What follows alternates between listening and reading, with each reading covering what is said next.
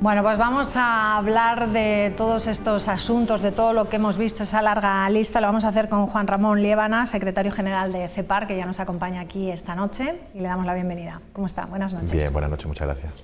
Bueno, ¿qué le ha parecido Nadia Calviño? Ha dicho que, bueno, parece que Ferrovial pues ha echado marcha atrás y que después de todas esas críticas y ese revuelo que se había levantado por esa inseguridad jurídica, pues que no es tal y que existe aquí en España. ¿Qué opina usted? Bueno, inseguridad jurídica es según cómo se vea. Yo, un ejemplo de contratación pública. En la Ley 2/2023, que se acaba de publicar en el BOE, se incluía en contratación pública una prohibición de contratar, que se ha eliminado en la Ley 4/2023, dos leyes que no tienen absolutamente nada que ver con contratación pública, y además se ha incluido una nueva prohibición de contratar para acceder a la contratación pública.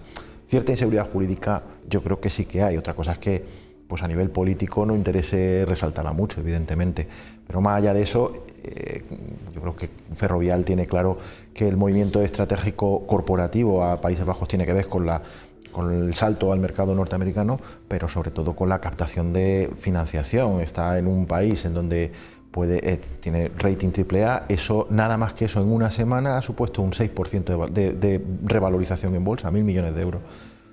Y luego en España tenemos una persecución política contra los empresarios, claramente, empezando desde Mercadona o a las grandes empresas, que eso también hace que haya un cierto malestar, ¿no? A usted no le parece bien, ¿no?, que se señale con el dedo nombres y apellidos, ¿no? A mí me parece que la administración debería de ser en esto extremadamente, en fin, cuidadosa. De la misma manera que no le gusta al gobierno que se le señale la falta de seguridad jurídica, yo creo que el gobierno, con todos los recursos que tiene, señalar a personas individuales, no ya empresas, a personas individuales como malos españolas o antipatriotas, me parece una barbaridad. O sea, ¿piensa que sí que hay cierta inestabilidad jurídica o podríamos decir inestabilidad normativa a lo mejor? Yo creo que las normas están cambiando todos los días y que tenemos un panorama normativo, que estamos hablando de miles de hojas de BOE y de boletines autonómicos al año, que hace muy complicado saber cuál es el marco jurídico de referencia.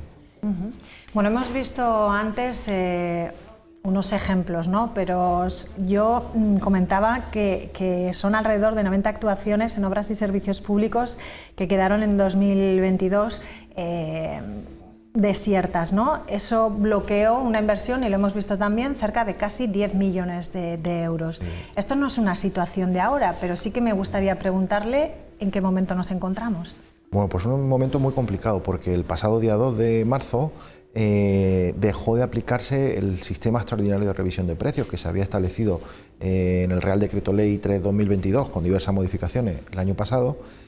Como digo, en marzo se ha terminado y ahora estamos en una situación en que la Ley de Contratos del sector público no permite establecer medidas de reequilibrio de los contratos, de tal manera que yo me comprometo a hacer un contrato público con cualquier administración a un precio cerrado y yo soy el responsable de la ejecución de ese contrato con independencia de lo que pase durante la ejecución. En especial en los contratos de obra que tienen una ejecución muy larga, eso supone que estar absolutamente al albur de la volatilidad que estamos sufriendo desde hace muchos años, o varios años ya, desde la pandemia, pero también con la guerra, incluso antes de la guerra, y bueno, que ahora tenemos situaciones en donde pues, tenemos una subida, un incremento en el periodo enero 2021, junio 2022, en materiales, en hierro del entorno del 70%, en el aluminio del 60%, el cemento del 22% y la energía, por ejemplo, el 88%. Claro, si tú tienes un precio cerrado, no tienes manera de renegociar un reequilibrio económico para ese contrato, la situación es que o no lo puedes ejecutar o lo puedes ejecutar y a continuación disolverte porque no tienes posibilidad, porque tú cargas con todas las pérdidas, y esto está ocurriendo. En el cuarto trimestre de 2020 a nivel nacional ha habido un 17% de empresas constructoras que se han disuelto. Y se han disuelto porque es que no se pueden hacer cargo de los costes que lleva aparejado la ejecución de contratos de obra pública, y es una situación que da como consecuencia que es lo que estamos viendo, que los contratos se quedan sin adjudicar porque las empresas no son capaces de comprometerse a ejecutarlo en esos términos, porque los precios no son reales. Es decir, los gastos de ejecución del contrato no se ajustan a los gastos, a los presupuestos que han establecido cuando se licitan esos contratos, y como no hay mecanismos de reequilibrio de los contratos, pues toda la responsabilidad para el ejecutante, para la empresa privada, y por tanto es un riesgo absolutamente inasumible. Vamos, que está muchísimo peor la cosa. ¿Qué va a pasar entonces con todas estas obras? No sé si hay algunas que están comprometidas con los propios fondos europeos y habrá un compromiso que cumplir, si no esos fondos no llegan, ¿no? Sí, hay un riesgo cierto de que o se soluciona esta situación o los fondos europeos van a ser muy complicados de ejecutar.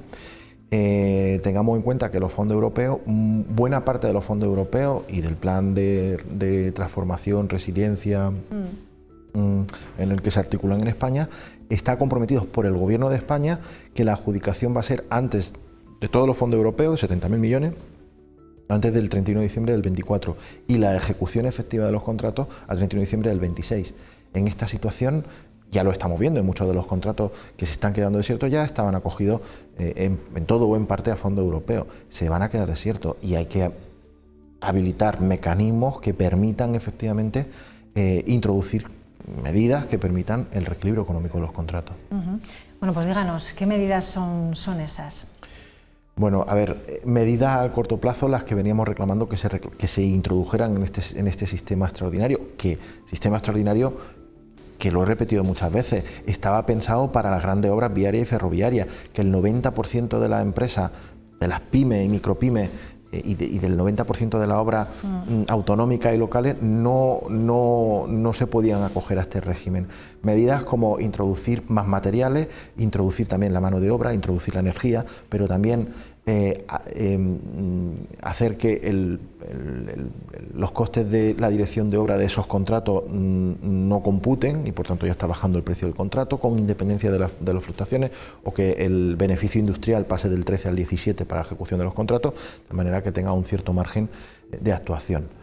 Si no se introducen otros sistemas extraordinarios de revisión de precios como los que teníamos ahora, en principio concretos para el tema de la guerra de Ucrania, y se van a medidas más potentes, había un sistema de revisión de precios que ha funcionado perfectamente desde el año 65 hasta el año 2015, que hubo una ley en donde se cercenó la posibilidad de revisión de precios. Hay que reintroducir en la ley de contrato ese mecanismo que permita el reequilibrio del contrato, de los contratos públicos, porque si no estamos ante la situación, como digo, de muy difícil cumplimiento de los compromisos con los fondos europeos, porque muchas de las obras se van a quedar desiertas en la licitación, que tiene que estar todo licitado para 2024, y luego en la ejecución, que tiene que estar todo ejecutado para 2026. Porque, ¿cómo funciona, por ejemplo, una constructora cuando hace sus previsiones de las obras que va a llevar a cabo? Yo que sé, el año que viene, por ejemplo, se hace una previsión, ¿no? Imagino que ustedes harán una previsión donde van a licitar, se hace en X mes, pero luego lo que estamos contando es que a lo mejor al cabo de 4 meses es cuando sube el IPC, suben las materias, etcétera, etcétera, ¿no? Para que nos entendamos. A ver, la situación ahora no es esa, la situación ahora es al contrario. El problema que hay ahora es que el problema es la preparación del contrato, en la fase administrativa, lo que tiene que hacer la administración dura mucho tiempo. Y luego, desde que se licita hasta que se adjudica, también dura mucho tiempo ese procedimiento, esos plazos. Con lo cual, desde que el técnico dice que hacer esta obra vale 100 y se adjudica, los precios, esos precios que hemos dicho antes, el acero, el aluminio, etcétera, van subiendo, y lo que el técnico público había puesto 50, ahora ya son 67. Y entonces yo llego y digo, hago las cuentas y digo, no, es que hacer esto sin beneficio industrial no cuesta 100, cuesta 103, ya no voy a entrar, porque no voy a perder 3 sin ganar y sin posibilidad de hacer ningún tipo de modificación. Entonces, es una situación, como digo, que o se introducen cláusulas, sistemas de revisión y de reequilibrio de los contratos, o estamos en una situación muy comprometida. Bueno, No, una última cuestión, ya que le tengo aquí, me gustaría preguntarle por qué cree usted que ha pasado lo de las 100 tiendas, que es un ejemplo que vemos aquí de que se paralizan unas obras, no se hace o no se llega a hacer lo que pone en el contrato, tiene que venir también otra empresa, ¿no?, a intentar arreglar lo que deja la primera. Esa situación la vemos aquí, pero me imagino que pasarán en España en un montón de sitios, ¿no? ¿Qué puede haber pasado? Bueno, la verdad es que no sé exactamente, yo no he visto el contrato, ¿no? Pero ahí lo que ha pasado pues es lo que suele pasar con estas cosas.